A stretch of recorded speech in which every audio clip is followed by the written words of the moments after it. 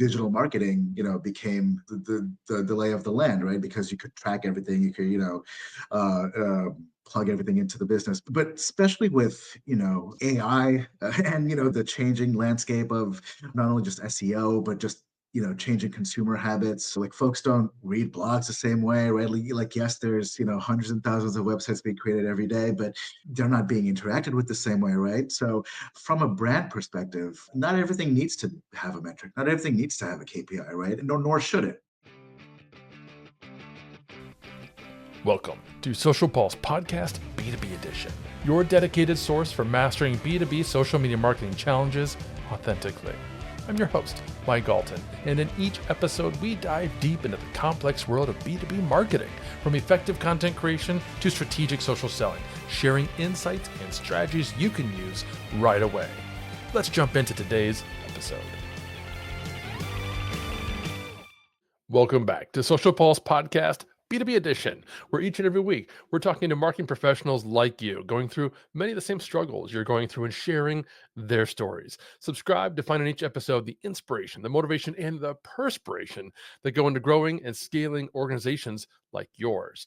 Now, are your marketing efforts feeling like they're happening in a vacuum?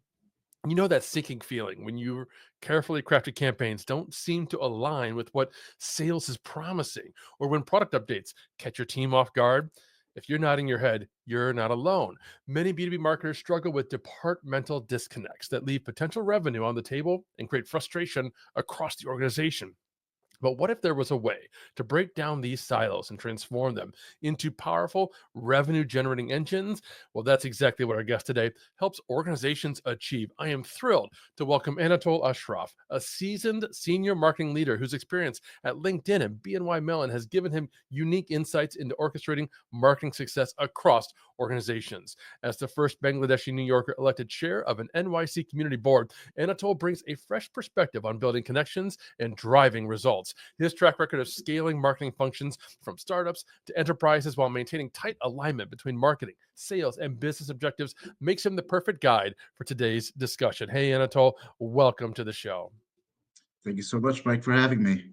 Honored. My pleasure. I appreciate you coming on, sharing some of your insights with us. I wonder if you could start by just walking us through like a specific example where you've seen some of those departmental silos I talked about significantly impacting business results. Absolutely. At a financial services firm, in the past, I'll try not to name names, but yeah, something that's public, right? Something that's hundreds of years old, naturally will create silos, right? Create teams in various silos. So at this previous experience, really the main effect or the main problem was no one really knew what each other did, right? Especially between sales, product, on the internal side. No one really knew what marketing did, and ultimately on the sales and business development side, marketing didn't know what business development was up to. So, and I've also seen this at in various organizations. I've seen this at Series D startups and at SaaS products, anywhere that's big enough, but also small enough. But at the financial services firm, the that breakdown in communication was the main effect of all these silos, right? And no one knew what anybody else was doing. It led to poor lead quality, misaligned messaging, virtually no lead handoff. There was really no process for that, and no visibility ultimately, right? So, and the way we solved that, the short answer is a CRM, right? The single source of truth, being ultimately Salesforce, right? And once we got everything functioning and plugged in and working properly, and ultimately getting visibility, shared visibility across teams, that's when we were able to start solving some of those problems. Okay, so I related really hard to a lot of the things that you just talked about, having worked in B2B marketing for a while, feeling like sales isn't picking up the leads that I'm giving them, and not realizing that they don't feel like I'm giving them good leads, but not enough communication at the core, going back and forth there to actually help us each other understand what's going on there. So, what are some of the first signs then that someone like me should be looking for that indicate that marketing just is not properly aligned with some of these other departments? Once you start hearing those questions, right? Like, what does marketing do, or like what's or marketing sending me crappy leads, right? Like once you start hearing those grumblings, that's when you know something's off, right? Or in a more specific way, uh, when let's say in Marketo or in HubSpot or whatever marketing automation the CRM tool for me it's normally in HubSpot or Marketo or one of those tools where I'm seeing all this great information, right? Like somebody's opening every email. They're clicking. The click through rate is high, and their lead score is on the upper threshold, right? Like Mhm. this is an MQL. Like this person's great. Like so, from my perspective, oh, like this is over to the lead owner, right? This is over to the contact owner. They must be having a great conversation already. And then you'll go in and see like, wait, there's no lead activity. There's no, there's no emails. Like what happened? So that's one way to kind of prove and start seeing these problems. But of course, you want to capture you want to catch it before it gets there, right? And those grumblings are those conversations that's usually the first clue. And of course, on the marketing ops side, the best way to catch it early is build up as many automation tools or something like that, right? Like I've also had alerts set up, right? So if the lead score is high enough, right, over time it'll decrease, and so if you do things like setting up alerts like that tracks negative engagement too, then hopefully you can also start to catch that stuff. But also, the way to do it without technology is conversations, right? Listening out for those grumblings. Yeah, so there's two huge takeaways already for those of you listening. The first, every leader in every department in the organization should be keeping an ear out for when folks in your department start to complain about other departments, right? If you're leading a product team, that's fantastic. They start wondering what marketing's doing and that sort of thing. That those are red flags that there's not enough communication happening interdepartment. And the second huge takeaway is to make sure that you're using a CRM and a marketing automation platform like HubSpot and Salesforce and so on, and you've got automations set up to automatically score leads. You need to be paying attention to, if they've downloaded something, how many pages they visited, how much time they've spent on site, and use those built-in tools to calculate the more somebody does and the more time they spend on your pricing page than on your services page. Obviously, that means they're more and more of higher intent. You score that appropriate, and then make sure that there's automation going on that's notifying your sales department, hey, we've got someone who's more than just kicking tires. They need outreach and has set up alerts to your point that let folks know that this is happening. If somebody hasn't been followed up on, all that can be automated with some help from your ops team. But let's suppose, and I'm told that you're a leader in one of these departments and you're starting to hear some of these grumblings. And so you are either an executive position or at least a department leader. How do you start to initiate the process of breaking down some of these silos, especially like in your example before where you've got an organization that's 100 or more years old. They've got some existing processes or workflows that you've got to break through. Where do you start? Yeah, I mean, it's almost a cliche, right? The Simon Sinek thing, starting with why, right? But it's, I mean, I'll, go a little further than Simon Sinek, right? Because there's a step before we start with why. It's communicating that why, right? Mm. Like just getting to that why is a process also, right? But yeah, but ultimately when you get to the why, right? That's a tremendous communication tool. And of course, getting the step before the why is usually something's gone wrong, right? Like whether the goals have increased, or there's revenue challenges, or market cap challenges, etc. It's usually something like that in my experience, right? Like ultimately, like that's the big problem that's necessitating a change management procedure. But yeah, once you get to that why, just communicating that has been very essential to me. Of course, it's a whole bunch of meetings and a whole bunch of conversations.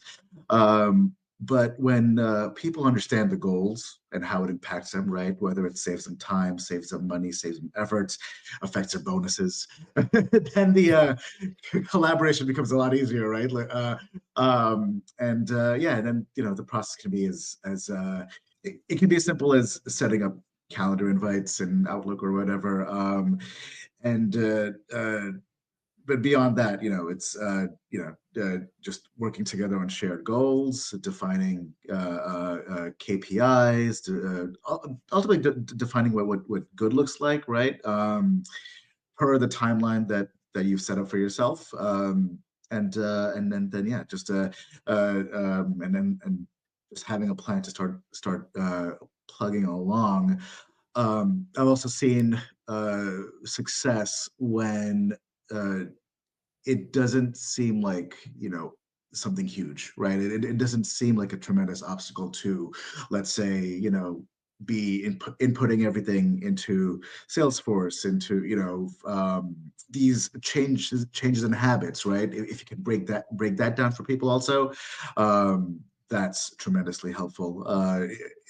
There's always some adjustment required, but once you make that seem achievable, seem manageable, and tie it into people's bonuses, that's when they start listening to you, and that's when I feel like the collaboration starts. Terrific. So there's definitely some soft skills in terms of communication and managing times and schedules to fit in some meetings that's involved.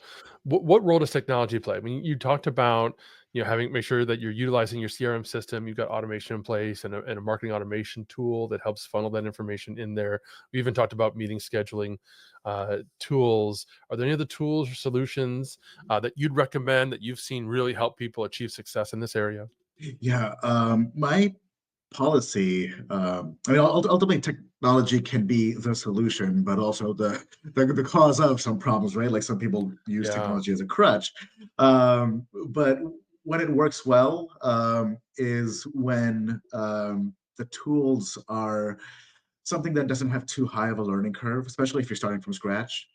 Anything that has too high of a learning curve, or it's too outside of someone's regular workflow, um, there will be resistance, right? And of course, you can deal with that with setting up training and documentation, having all those resources at hand, or setting up more meetings to walk somebody through how how this works. But yeah, what if you can find something that isn't too high of a learning curve, and increase adoption, then you can start making inroads towards the goals. There's in marketing, there's a tremendous amount of tools, right, for every kind of Mm. problem you're trying to solve. I mean, ultimately, from a change management, collaboration, marketing ops process. I mean, Salesforce is Salesforce for a reason, right? And it's crazy to me, remarkable to me, how many organizations are still a little behind on Salesforce, right? Like whenever I have sales acquaintances or colleagues join Salesforce as as sales leaders, uh, there's always a question in the back of my head, like, who still needs to be sold Salesforce? uh, but yeah, they're out there, right? Plenty of organizations is the answer, big and small, across the spectrum. Um, and there's Salesforce, there's HubSpot. That's another great CRM tool. I've used HubSpot primarily as a marketing automation tool, right? So there's HubSpot, there's Marketo. And these are just some of the basics, right? You need a CRM tool for your contact management. You need a marketing automation tool that plugs in to the CRM. So everyone who needs it has visibility, right? Various teams and functions, um, and, uh, uh, and then there's various plugins to that, right? From the social side, I'm a big fan of Sprout Social for just social media management, and Hearsay for using social media to power business development, right? Making sure that all of your sales leaders are also aware of what you're putting out there, which also helps with the business development, things like that. Another tool that's not quite in the uh, you know business development, sales and marketing alignment side, but can have a very positive effect there. Is I found it to be a Ceros, CEROS, right? The experiential marketing tool helps you build really nice landing pages, and then plugs into everything from Salesforce to even a LinkedIn Campaign Manager with an API, of course.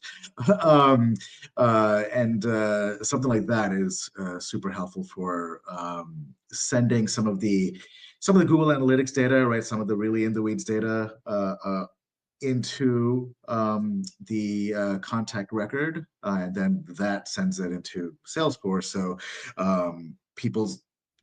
folks on the sales side, on the sales side, on the business development side, start to get a flavor of the kinds of things that marketing is up to, right? Like, we're out here building landing pages, we're out here driving traffic to all of these things, we're out here, helping boost conversions, and then getting you those names, getting people to raise their hand, and these are some of the ways we do it. And with tools like these, you can not only send the whole picture, or send a more of a complete picture of what your contact is doing, but also what marketing is doing, right? Like, this is why we're here. This is why we get paid, because we're helping you with all of this intelligence, with all of this air cover, to ultimately help you, sales or business development, move the needle for the business. So yeah, just some of the tools that I'm a big fan of, and of course there's a ton more other stuff, but those are some of the tools I keep coming back to, especially something that folks on the sales and business development side can understand. Those are some great recommendations. And I've been thinking about how, to your earlier point, we often start to treat technology like a crutch.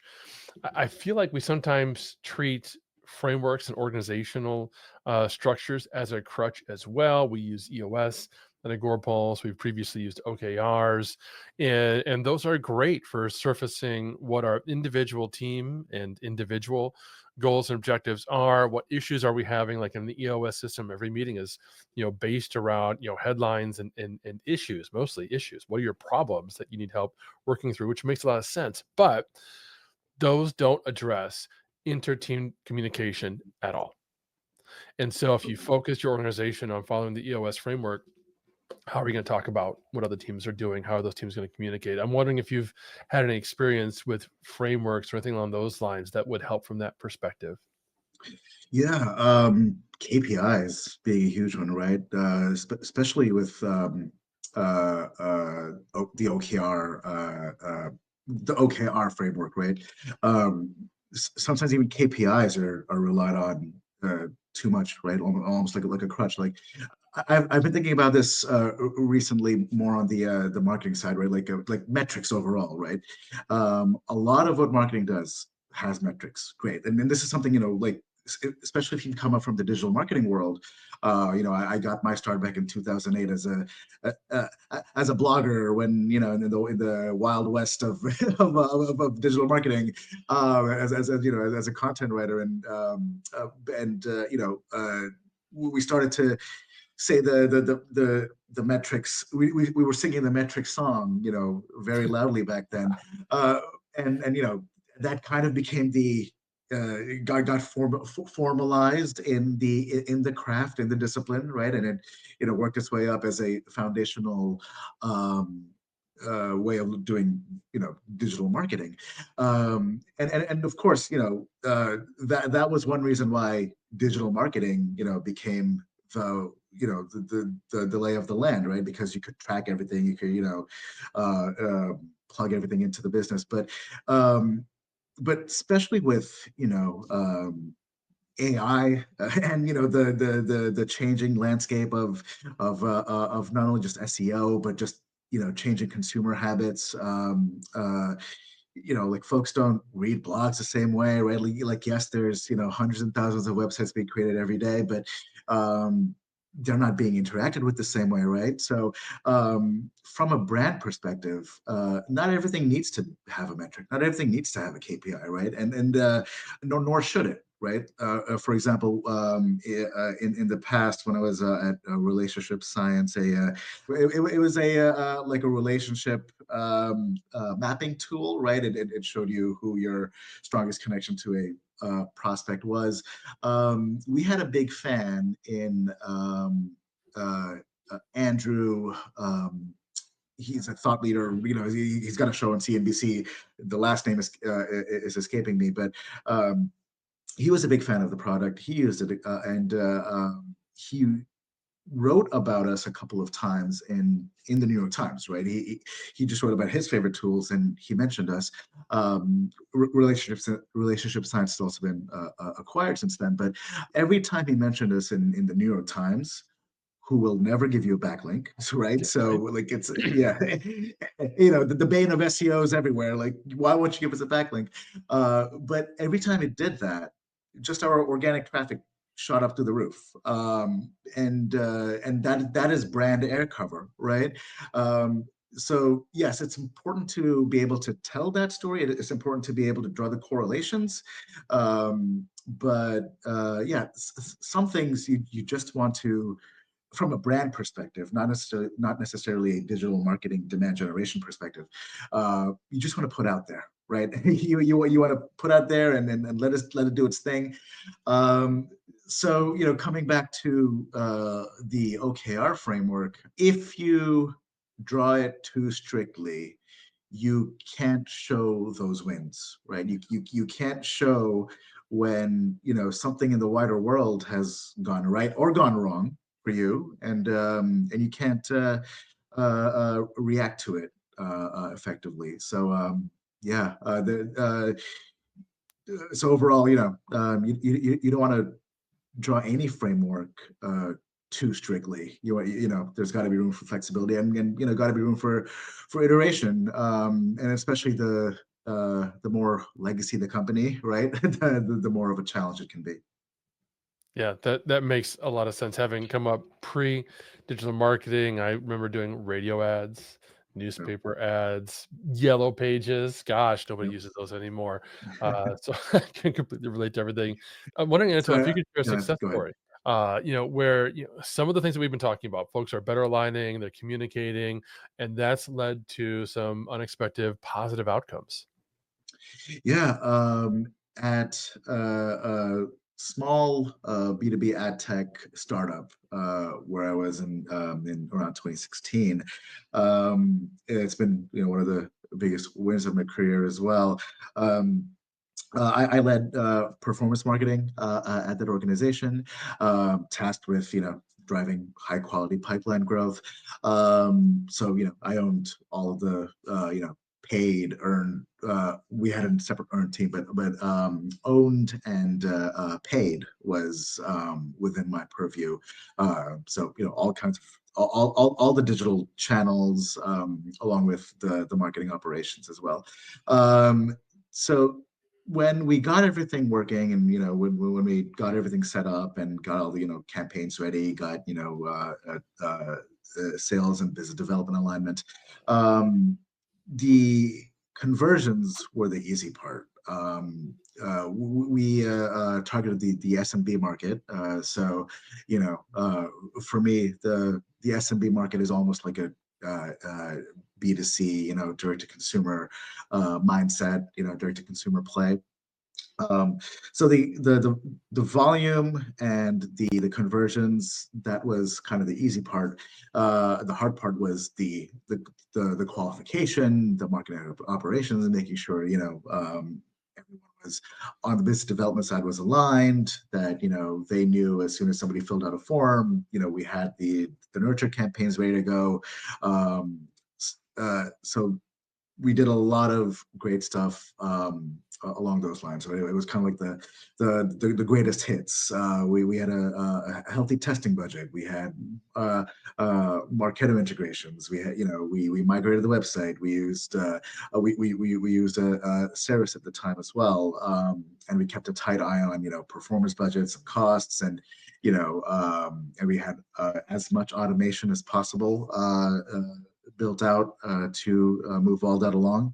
And ultimately, that led to the high intent leads, significantly lowered customer acquisition costs, boosted conversion rates, boosted meeting rates as well.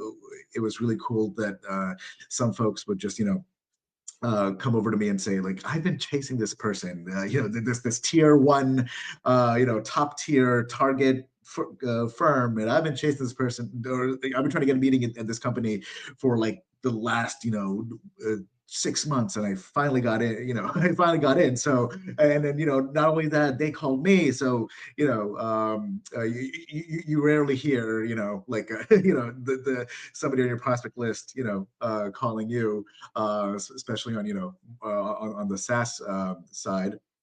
So yeah, hearing those stories were great, and ultimately we even ended up hiring more folks, hiring more SDRs, more customer success folks, based on the business that that campaign and all that work was driving. So yeah, it was effectively ABM before ABM became a buzzword as well. So yeah, that's a formative experience, and kind of shows you what good looks like. Like kind of what you're trying to achieve with um, sales and business development and marketing alignment. Of course, you can't forget product as well, especially in the SaaS world.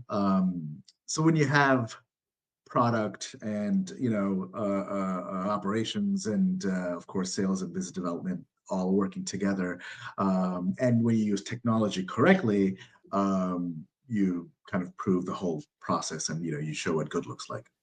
That is a fabulous story. And I love how not only did you achieve success, you grew headcount, which reflected how the organization was growing. Folks, we're talking with Anatole Ashraf about how and why behind breaking down inter-team barriers. In a moment, we're going to talk through some potential pitfalls and challenges to avoid. But first, let me share with you how to help make sure that when it comes to social media, you know whether your efforts are actually paying off.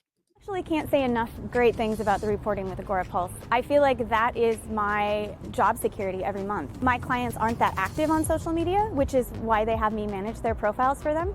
And when they get that report, it verifies that they're making a good investment. The metrics downloads are so simple and easy to read, and it really helps me show where we are doing things right on social and where we need to improve.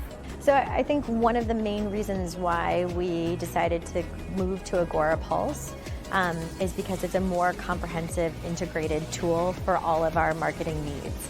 So rather than what we have had to do historically with Sprout, which is use certain parts of that platform that work really well and then supplement it with other outside tools, by moving to Agora Pulse, we were able to keep all of that into one technology platform, which is not only a time saver, but it also makes sure that our analytics and all of our reporting's on point because we're pulling all from the same source. It's a really great platform for agencies. It makes it really easy to manage, but gives me really, really, really robust information that actually helps me develop better strategies for my clients and better plans of action.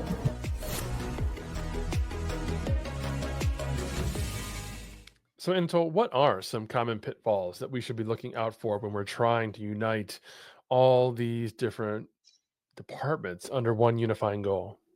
Absolutely. I think the biggest challenge is trying to do too much too soon, right? People are busy. People have their main jobs to do sometimes, right?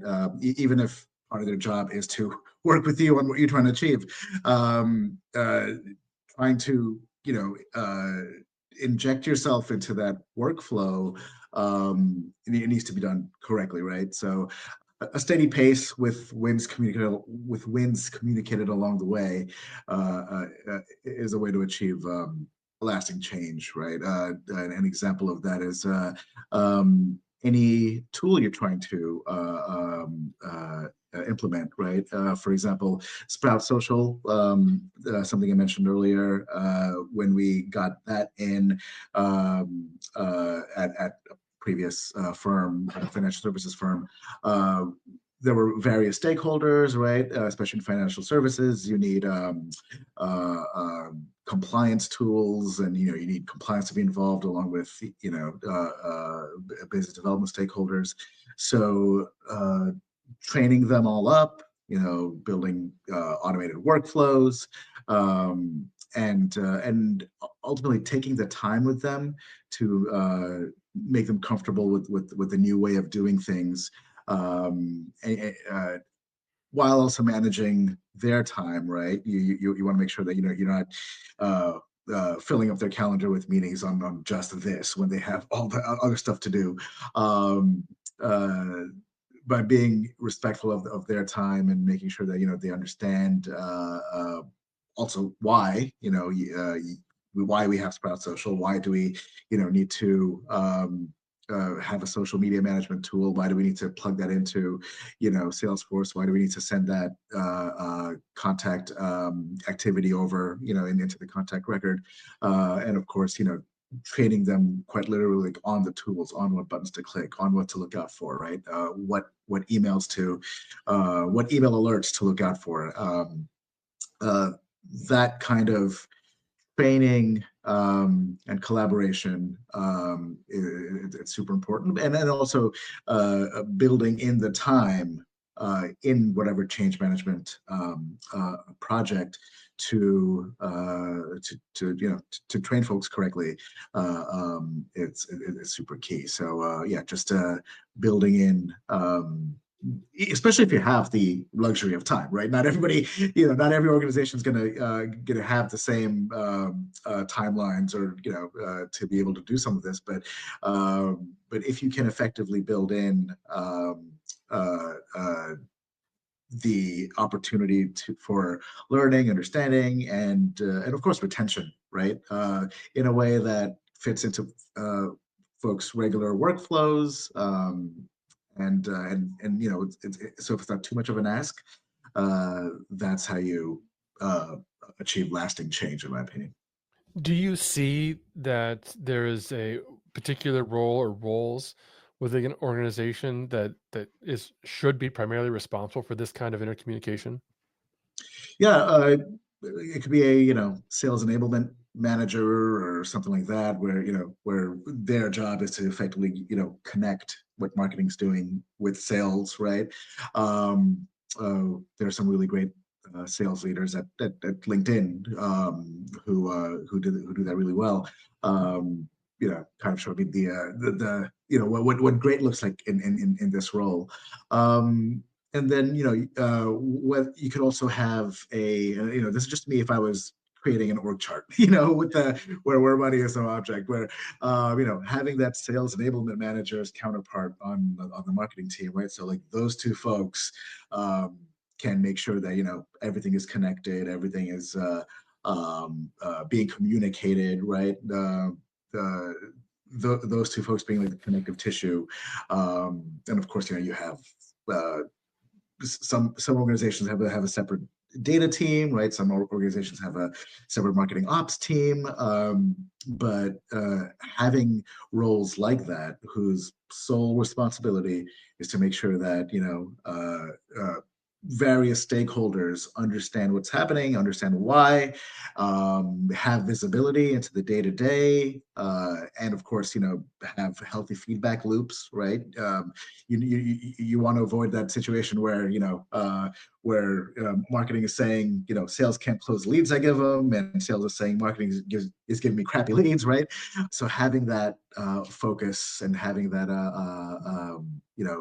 that work covered, right? Uh, that's great. I mean, and there are many other functions, right? To build up in this, in my fantasy org chart.